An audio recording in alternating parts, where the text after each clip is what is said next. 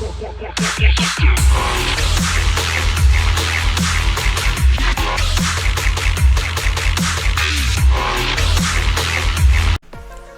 what's going on YouTube? This is your boy Kamen Spike 2.0 back again once again. And today, people, today we are here for No.1 Sentai Gozyuger episode 46, and in this episode the team is about to fight each other. All the rings have been gathered and now it's time for a 2v2 fight.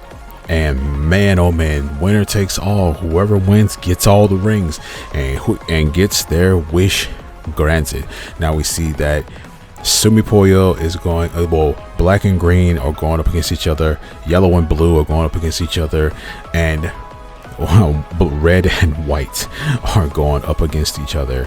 And each episode after this is going to be a 1v1 fight between whatever, whatever Sentai, whatever color is next, right? Whatever ranger versus what ranger, and winner takes all, man. And today's episode was green versus black, Sumipoyo versus Kinjiro, and man, oh man, this was a great fight between them. I also love this episode, was really good, especially when it came down to Kinjiro, him reconnecting with his family, him really having to find out what his wish truly is, and him reconnecting with his family, him basically going on his own little adventure of self-discovery in this episode. Also thanks to Shining Knife and Cake Queen.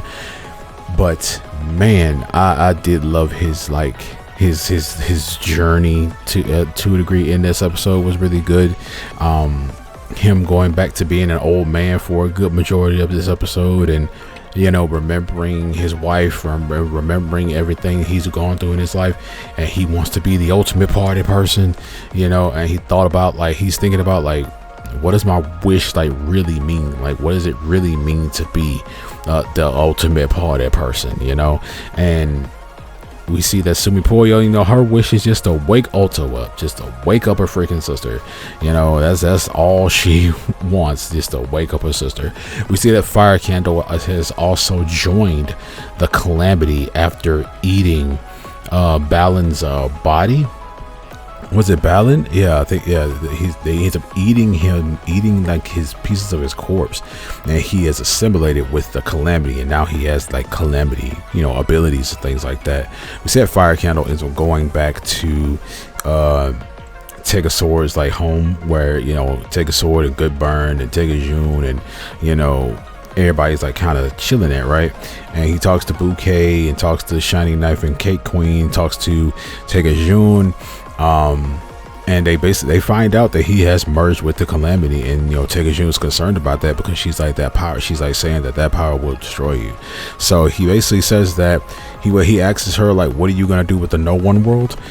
And she was like, well, I just planned on living the life with Tegasword, Good Burn, and the humans and stuff like that. So she doesn't know. So Fire Candle has taken it upon himself to basically be the leader of the No.1s, basically take over the No.1 dimension, No.1 world, and be the leader of it, and basically give No.1s a chance to walk around the human world however they want, right?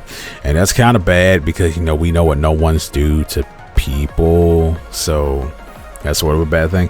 But Fire Candle walked out kind of noble and things like that. He kind of walked out kind of happy because he just wanted to see what's mom gonna do with the old house, But yeah, he is our central kind of enemy in this episode. We also see that Mashiro gets a foreshadowing to another Calamity monster, but he doesn't tell anyone because it's Mashiro. But we foreshadow into the next Calamity monster that we're going to get. But after Kinjiro has basically gone through his journey of self-discovery, after talking with his family, talking to Shining Knife and the Cake Queen, and basically remembering everything that his wife, everything that him and his wife went through, and everything she taught him and stuff like that, and remembering her words, he musters up the courage to fight Sumino, and the fight ensues, and that fight is pretty freaking good. While they're fighting each other, we see that Fire Candle has got together a bunch of grunts and stuff like that, because he has the power of the calamity, so he's able to summon a bunch of them, and he ends up going off to the rest of the Gozyuger, and we see that our 4 boys hold him off and hold him back so he doesn't interrupt Sumino and Kinjiro's fights. So all the dudes, they handle that, everything like that. Fire Candle ends up leaving, and we get the climactic end to Sumino and Kinjiro's fight, and Sumino ends up winning in the end. She takes all his rings, including his Henshin ring.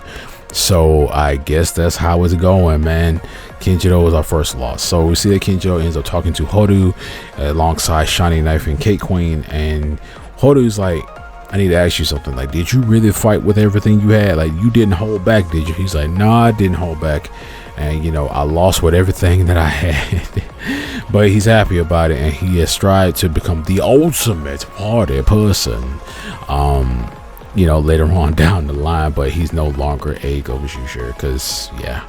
But it is suck. In the next episode, we're gonna have Ryugi versus Byakuya, and I feel like that fight right there is also gonna be a super freaking anime epic fight. We're gonna see flashbacks and everything of these two. I don't know who could win this one. I personally think Ryugi is gonna win this one, because it's just from how the preview looked on the next episode, it kind of looked like Ryugi won, because especially with the scenes with Byakuya by himself. But I could be wrong. Byakuya could win this all day. I would much rather Byakuya win anyway. Well, I like Ryugi. I like everybody, but I like Byakuya a little bit more than Ryugi. So yeah, I could be wrong. Byakuya could come out with a clean dub at the end of this. But yeah, man. Also the Calamity, the next monster we're getting for the Calamity. When is that monster showing up? It didn't seem like he showed up in the preview or anything like that. It didn't seem like he showed up in there. So this thing most likely has to appear during a very important pivotal moment, right? That's usually how the No.1 monsters show up anyway. But yeah, this episode was dope. It was very heartfelt. It was very nice. The action was great. Just classic Gozyuger stuff that we all know and love. But other than that, you guys let me know down in the comment section below what you guys think about this episode of No.1 Sentai Gozyuger, and I'll see you guys next time. Make sure to like, share, subscribe, hit that notification bell. As remember, as I always say, stay henshined.